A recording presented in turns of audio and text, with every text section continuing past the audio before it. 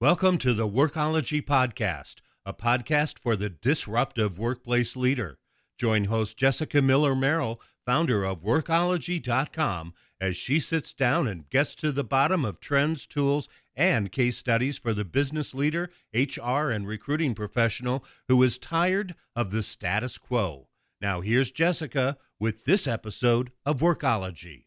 I love a good story of how our real life experiences can shape our career and how we serve the HR and workplace communities. To set the stage for our podcast guest on the topic, I wanted to share some information from the CDC, which was published earlier this year. It talks about the number of adults living with the Autism Spectrum Disorder in the United States. It is over 2% of the entire U.S. adult population. In today's interview, we will be discussing autism as well as neurodiversity. You might have heard these terms used interchangeably. My guest will be able to share her expertise and give us insights into the similarities and differences, along with the work that she is doing to help train, develop, and find employment for those who identify as neurodiverse.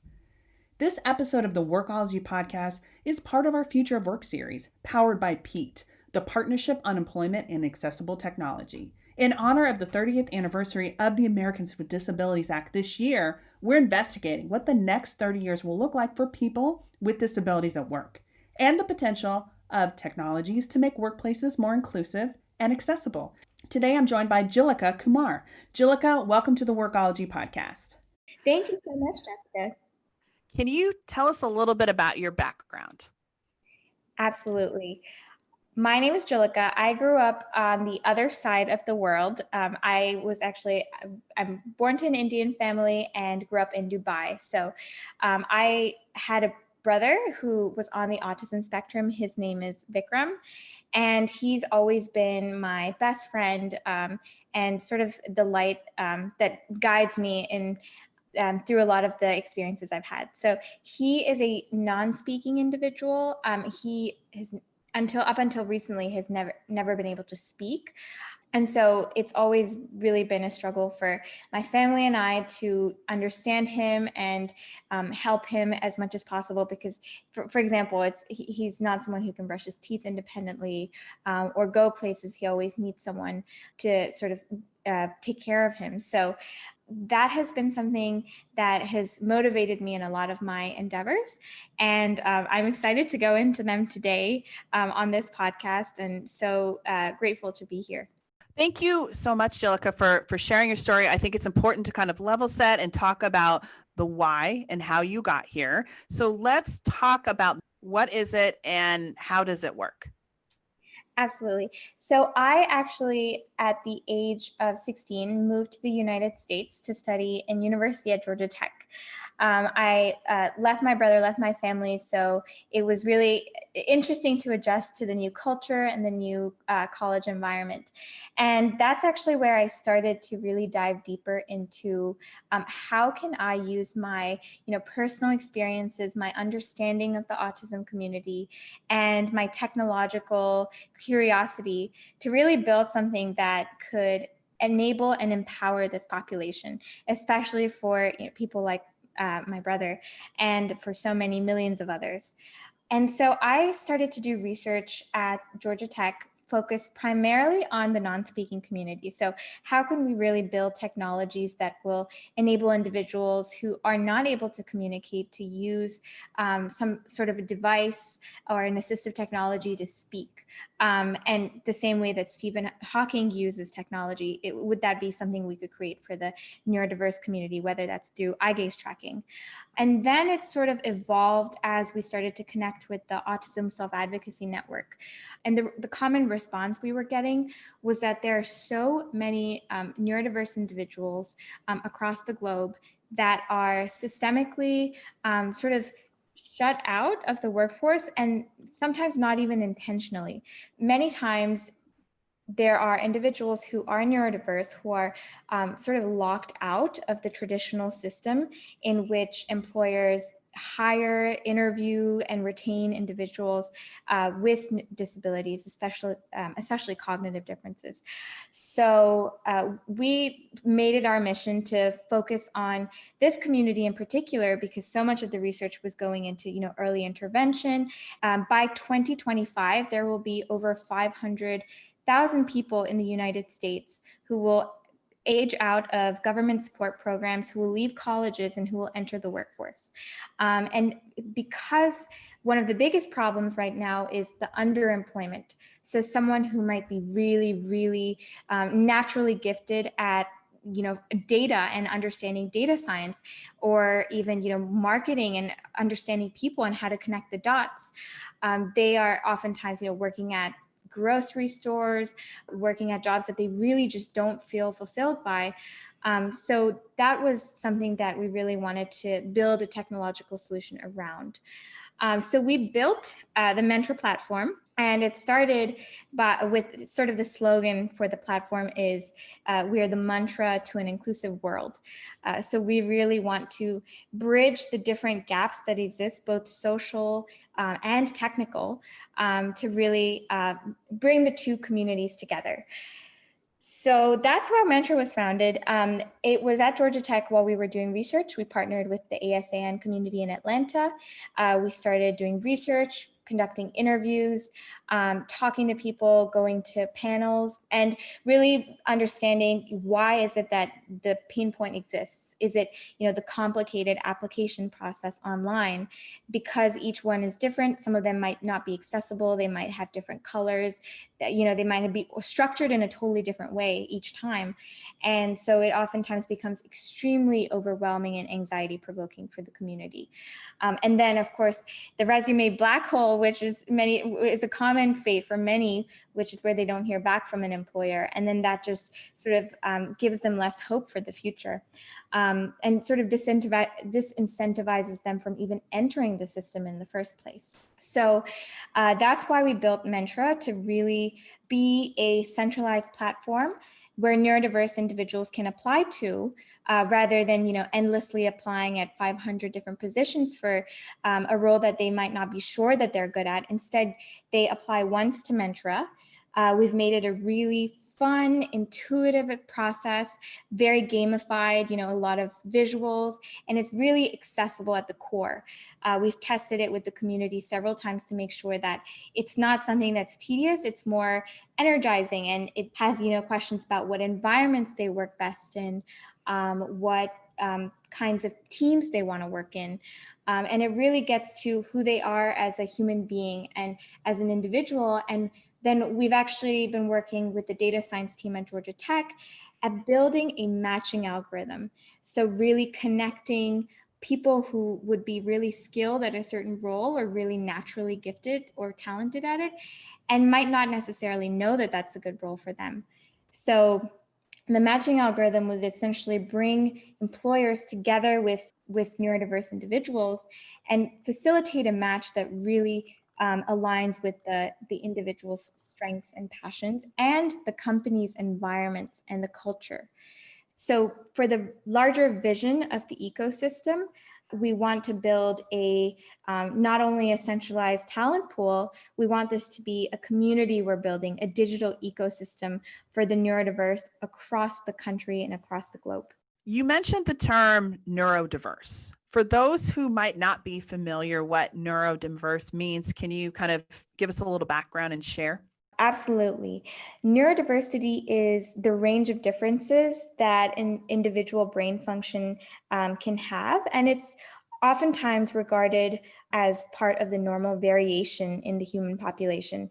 Basically to say that everyone's brain is different and might, have different ways of interpreting the world, whether that's, different sensory perception or different ways of communicating. And that's especially, this includes autism, ADHD, dyslexia. So many of the different conditions of the humankind can sort of fall into neurodiversity. And oftentimes individuals who are neurodiverse really have challenges with certain types of social skills or being in certain environments around other people. So it's important with the community, and that's not everyone. Everyone is completely different, not to generalize at all, but just to say that there are so many different requirements and needs of each individual that it oftentimes becomes difficult to find places where they can really thrive, and environments and teams to work around that really energize them rather than drain them. So that's what neurodiversity is, and we're excited that there's a whole population across the world that we can empower using a platform like Mentra.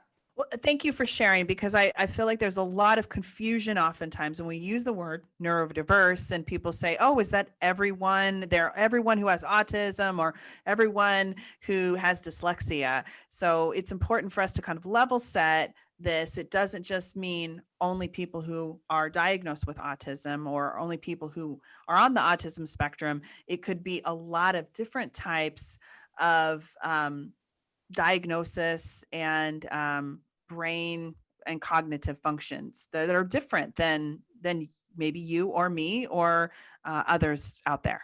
Exactly. Yes.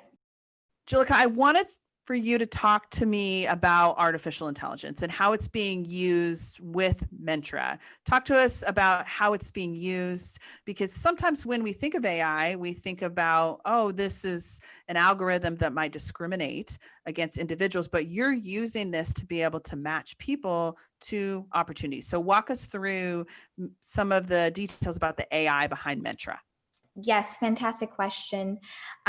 Basically, 100%, there's so much bias with how employers right now filter candidates, because a lot of the times when you narrow in your search to say, do they have a certain skill set, that immediately cuts out an entire group of people that might not necessarily have had that skill set.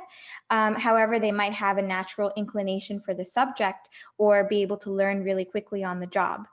Those are the aspects we're trying to be very mindful of when we create this algorithm.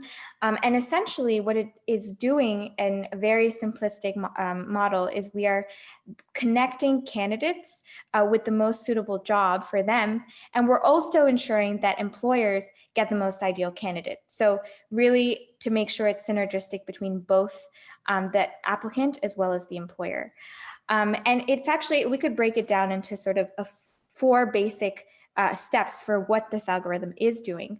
So first, we're looking at data. We're obtaining personal information. We're really trying to understand what is it that the unique skill sets that this individual brings to the table. Those are the questions I described earlier, going deep into what different environments the individual might work in best and what culture fit works best for them. And of course, what skills are they good at, and are they beginner level, intermediate, or really, really advanced at that skill. And then we're actually looking at matching the individual with the employer. So we're applying machine learning algorithms to match the candidate with the job based off of all the information we have. And we're actually changing it around. So some might call this a reverse job fair, where we're presenting the individual or the candidate to the employer. And we're actually providing the employer with a recommendation. So what happens is an employer can go on to a Mentra, sign up, access the talent pool, and they would be able to describe the role and basically have a list of people who would be the most recommended or most suitable for the job. We are calling this the Discoverability Score. So how discoverable is the individual for a certain job or for a certain type of employer? And then what we're doing is we're actually getting the feedback. So, does the individual actually enjoy the job? Are they really feeling fulfilled at the role?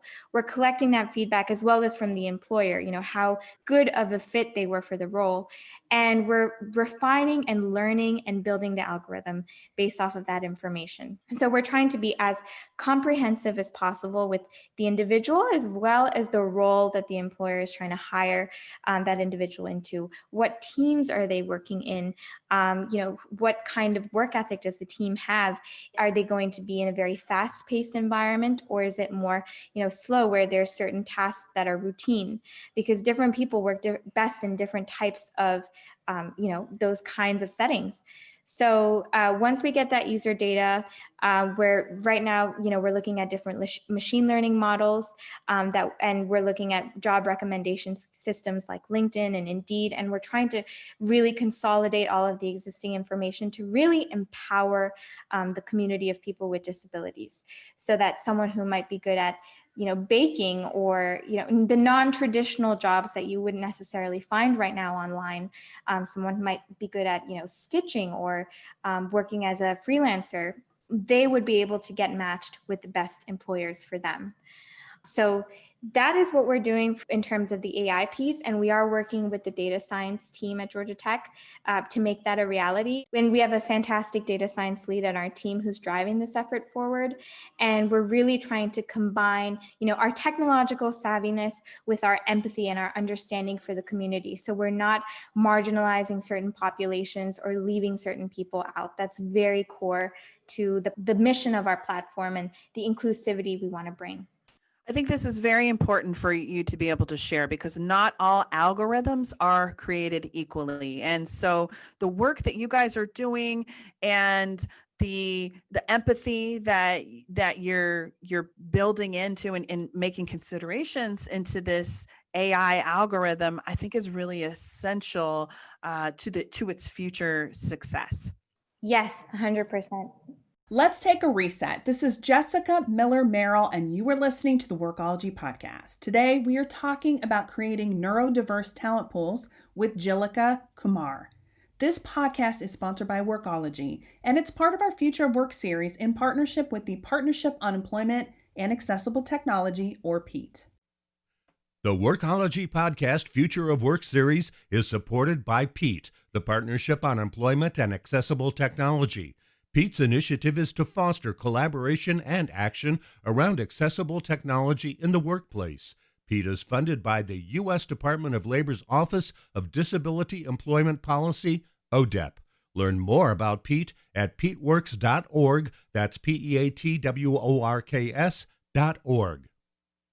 Thank you for sharing about the artificial intelligence and the algorithm in particular.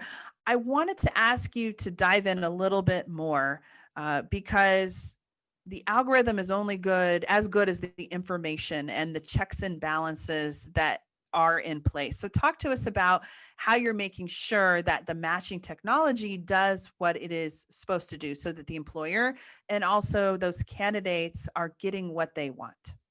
Most definitely. So right now, we are collecting data from both the employer and the applicant.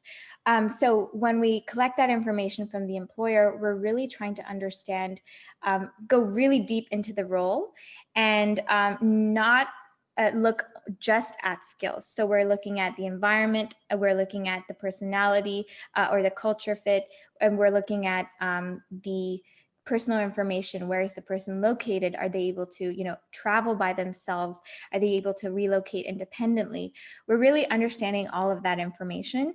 And we're also asking the employer to rate how important that information is for them. Like, some employers really, really care about the skills that the person brings to the table, and are they able to match exactly what the employer is looking for? Other times, there are some employers that care a lot more about the environment, because if you're working in a really crowded, noisy environment, or driving a bus or a vehicle, that is so important to the job, and you need to be able to function in that environment. So understand the requirements of the employer to really weigh how important each criteria is for them. And we also want to make them rethink, really question, if someone is good for the role but doesn't have the necessary skill set for it, could they still be a valuable asset to the team because they're willing to learn? And something really novel that we've built into our profiles is we're actually creating a video resume. So the individual, the applicant, can really express themselves and talk about, why they're passionate about the role they want to get into, what past experience or project have they worked on to demonstrate their value. So there's a lot of depth we're collecting from there. from the employer as well as the candidate. So both information really feeds, and then the model actually takes that in, learns from that information from that the employer is providing from feedback and the candidate, and making the algorithm more inclusive. And we're really combining the feedback from both communities. When we had our prep call, you talked about some of the pilots that you have been doing with clients. Can you share some of the ways that you're helping these employers connect to the neurodiverse talent pools and some of the success that they've experienced? Right now, we are engaged in a pilot study. So we have partnered with a Fortune 500 employer, and we're really working on finding individuals who would be appropriate matches for their role. And we're working directly with another organization that helps facilitate the process for the neurodiverse community. We're really understanding how they're conducting their assessments, because it is a very sort of technical, some of the roles are quite technical, so they have to understand the skills for it. And we've been providing them with neurodiverse candidates. So we've focused mostly on that talent acquisition piece of reaching parts of the community that might be in different parts of the country as well as the world, who've found Mentra, who found the position, who applied through our application process. And then we've actually been working with the company to make sure that we're building profiles that fit what they're specifically looking for. For example, this employer really wants to make sure, because it's so technical, that the individual has those technical skills. So we've been doing a deep dive into, what skills they've learned, how many, how much experience do they have, hands-on experience with it? Is it at an advanced level? And we're actually demonstrating all of that information on the profile in a really clean and simplistic way. And that's the feedback we've really been getting, is that the Mentra profile right now, it sort of serves as a replacement for the resume, because for this community in particular, a resume is really looking at their past work experience, which might be limited just because this community oftentimes might not have had the same opportunities, maybe in high school or maybe in college, and might not have had that work experience just because of the nature of being neurodiverse. For many, that's not all. Many of the individuals do have that past work experience, and they can talk a lot about it in their Mentra video resume, for example. So it really varies, and we've made it a very clean and crisp understanding of what information the employer needs. And the other feedback, we actually received this just yesterday from the employers, was that the Mentra profile is really focused on going deep into the individual. It's not a surface level understanding or look. If a recruiter does want to do that first level skim of a very surface level, they could definitely do so.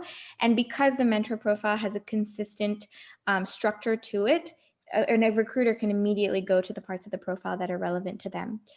Whereas if someone were to really, they're looking at two different candidates, they're trying to identify who's really going to be the best for this job, a recruiter can go in and look more deeply at that person's story, maybe why they're passionate about the job. They can, read more about their environments, what teams they can thrive in, and really understand those distinct factors that make each human being unique. And they can decide who to hire. So it serves both purposes. It's a systemized format of looking at profiles.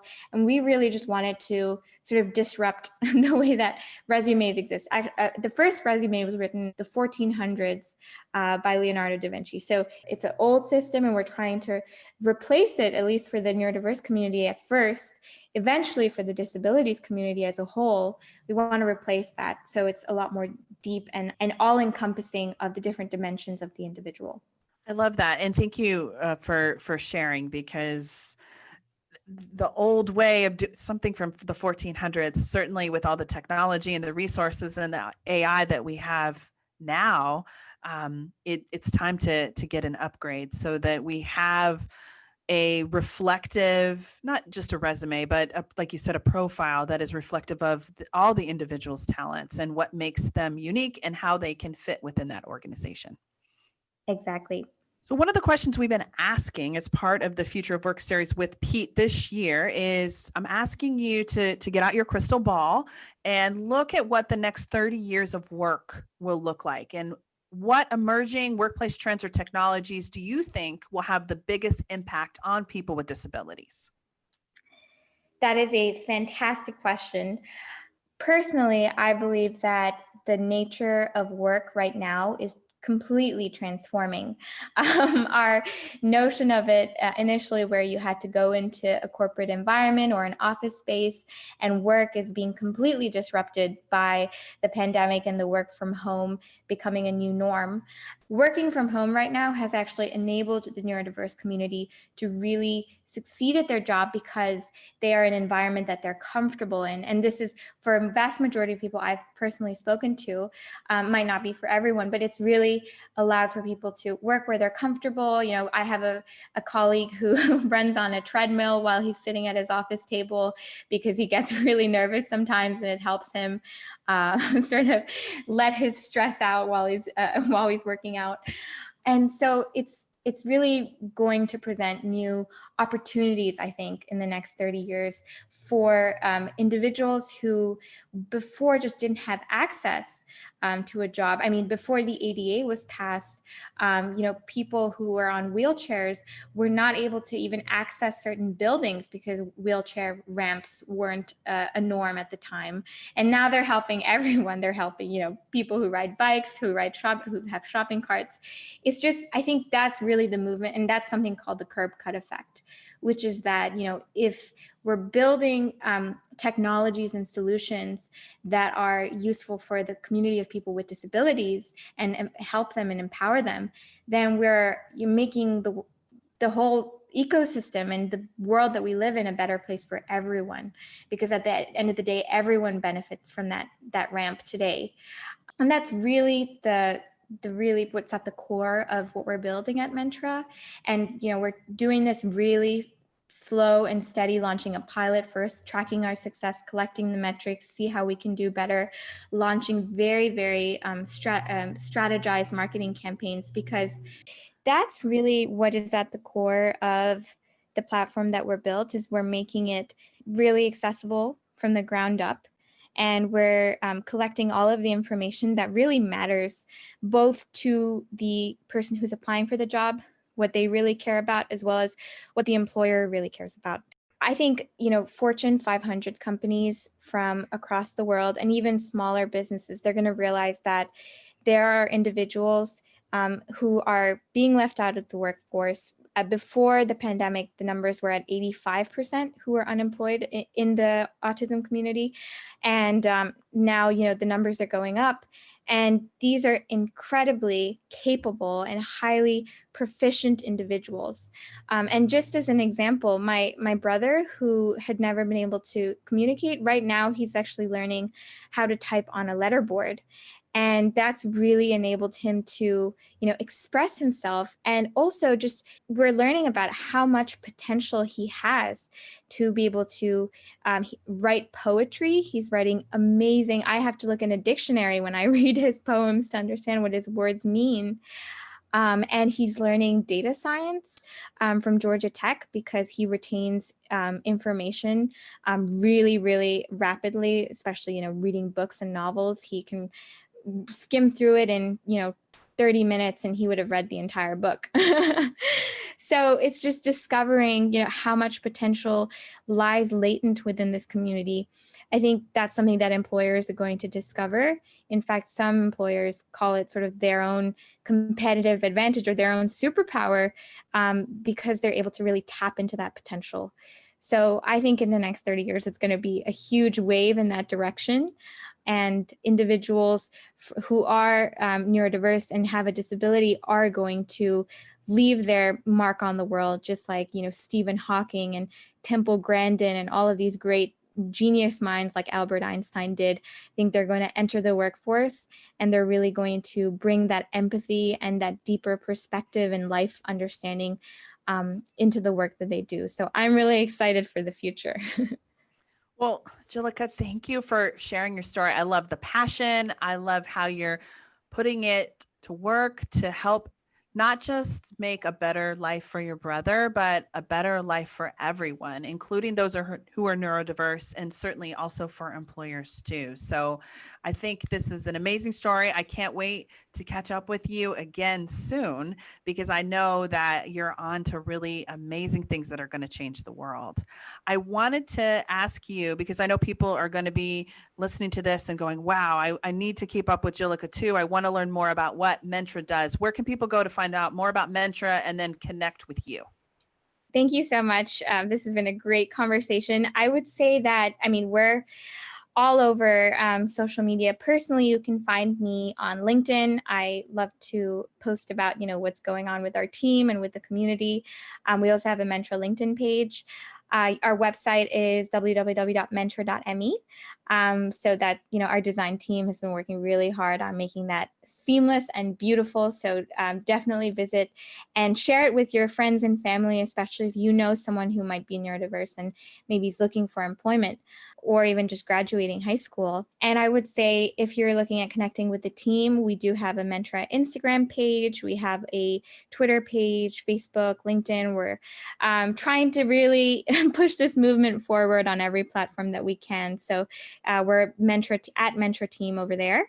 And I would just like to say, to sort of conclude, is our mission with Mentra is, we really want to tap into everyone's potential, even outside of the United States eventually, because there are, so many underrepresented communities across the world who have a disability and are really yearning to make a difference and leave an impact. And I really think the United States it's always been the catalyst for a lot of the change that's happened in the world. So I think starting here and driving this movement in this country, and then hopefully the rest of the world sort of follows along, and we can make this a movement towards really making, pushing forward the disability advocacy movement and making sure our workforces, our education systems, and even in our own households, that they're built and maintained for everyone.